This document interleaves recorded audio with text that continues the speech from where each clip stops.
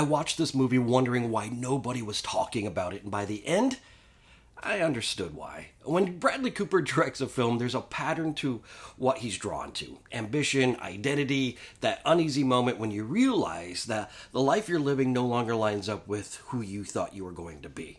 So going into Is This Thing On with Will Arnett and Laura Dern, I expected a character-driven film about people at a crossroads. What I didn't expect was how much this movie would be about losing yourself while everything still looks stable on the outside.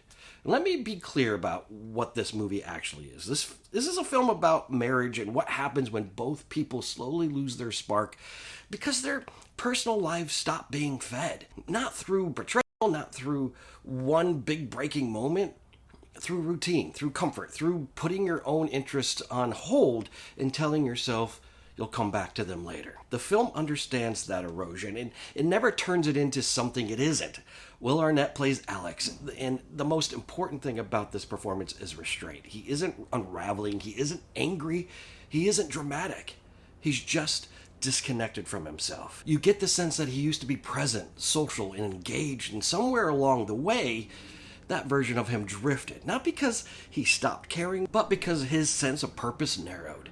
Laura Dern's character mirrors this from a different direction, and her identity was once tied to something deeply personal and fulfilling, and when that chapter ended, she never replaced it. The film is careful here. She isn't positioned as the problem. Alex isn't positioned as the problem. They are two people who changed at the same time and didn't know how to reconnect. This is where Bradley Cooper's direction really matters.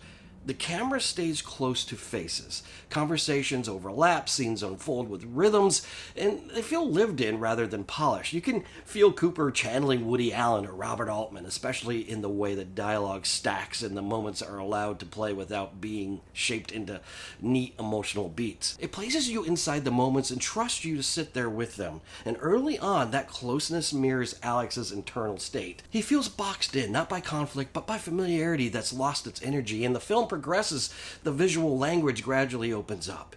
That shift isn't about plot mechanics, it reflects internal movement. This is a movie that lets form do emotional work instead of relying on speeches. Now, there's the pivot point, and it's intentionally small. Alex walks into a bar hoping to grab a drink and is hit with a cover charge because it's comedy night. Instead of leaving, he signs up for the open mic. Not because he thinks he's funny, not because he wants a new career, but because it's easier than walking away.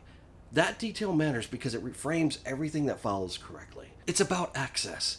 It gives Alex a space where he can say things out loud without managing how they land. He's talking to people who don't know him and don't expect anything from him. Failure is allowed. Awkward pauses are allowed.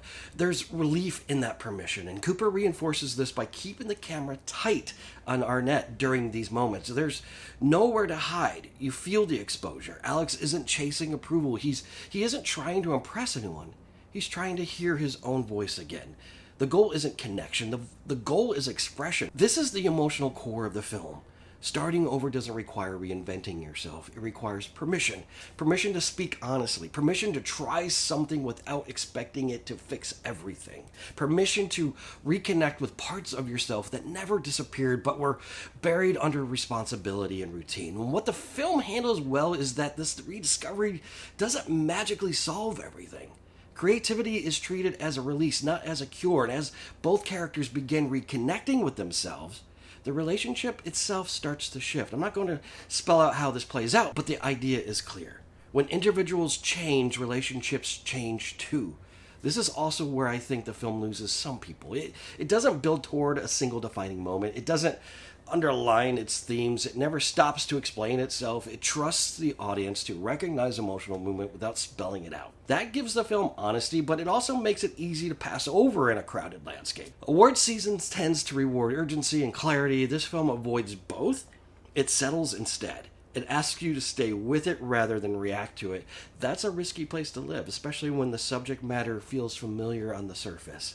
For me, I was engaged the entire time. I respected the performances. I respected the direction. I understand exactly what the film was doing, but I didn't walk away feeling fully connected to it.